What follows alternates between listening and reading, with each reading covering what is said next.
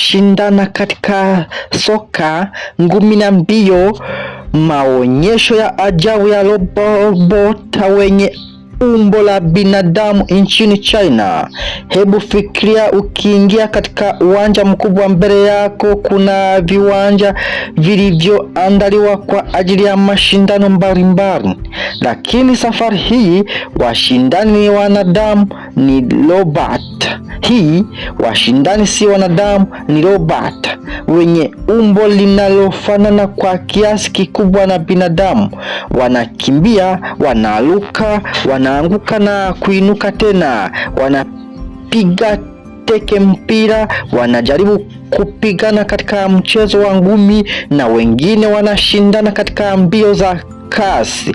Hii ni sehemu ya filamu ya kubuni kuhusu maisha ya baadaye. Ni taswira ya maendeleo yanayofanyika katika teknolojia ya robota wenye umbo la binadamu, ambapo wahandisi wanajaribu kuwafanya mashine hawa waweza kutembea, kukimbia, kusawazisha miili yao na kufanya shughuli ambazo hapo awali zilihitaji uwezo wa mwanadamu. China imekuwa mojawapo ya maeneo yanaonekana kwa kasi katika maendeleo ya teknolojia hii. Mashindano na maonyesho ya robot yameanza kuonyesha uwezo ambao miaka michache iliyopita ungeonekana kama jambo lisilowezekana. Lakini swali kubwa ni hili: robota hawa wanaweza kufanya nini hasa? Je, wanaweza kucheza soka kama wachezaji wa kawaida?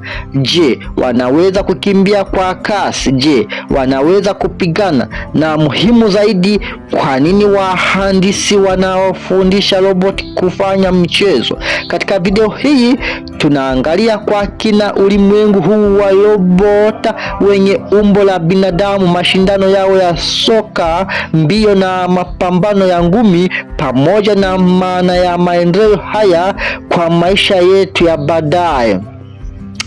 Kwa muda mrefu roboti walionekana zaidi katika viwanda.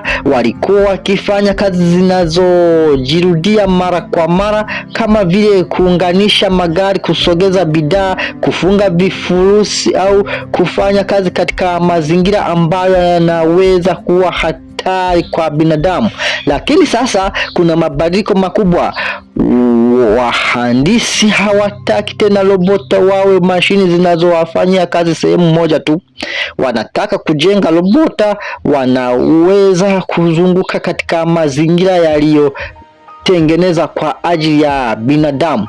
Ndio maana umbo la binadamu limekuwa muhimu. Fikiria nyumba, ofisi, shule, hospitali au kiwanda. Sehemu nyingi za maeneo haya zimeundwa kwa kuzingatia mwili wa mwanadamu. Milango ine urefu fulani, ngazi zina hatua, meza zina urefu unaofaa mwanadamu. Vifaa vingi vimetengenezwa ili vitumie kwa mikono ya binadamu.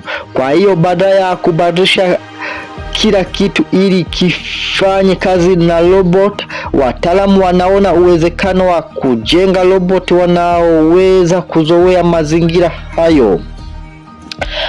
Hapo ndipo dhana ya robota mwenye umbo la binadamu inapoingia.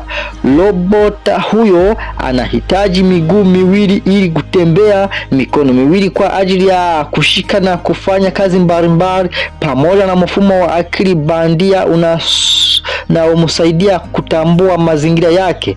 Lakini kujenga roboti wa aina hii si jambo rahisi. Tatizo kubwa ni usawazishaji. Binadamu tunaotembea hatufikiri kila hatua tunayochukua. Mwili wetu unafanya maamuzi mengi kwa haraka sana. Mfumo wa usawa hushirikina ili tusiondoke kwa robota. Kila kitu hicho kinahitaji kutafsiriwa katika mifumo ya kompyuta, vihisi, mota na program. Na ndio maana michezo imekuwa uwanja muhimu wa majaribio. Mtazamaji na msikilizaji, na kukumbusha kufanya subscribe na kuhamasisha video hii ili ifikie watu wengine, na kutakia wakati mwema. Hii ni Ichaka Media, mimi ni Prince Motivator, asanteni.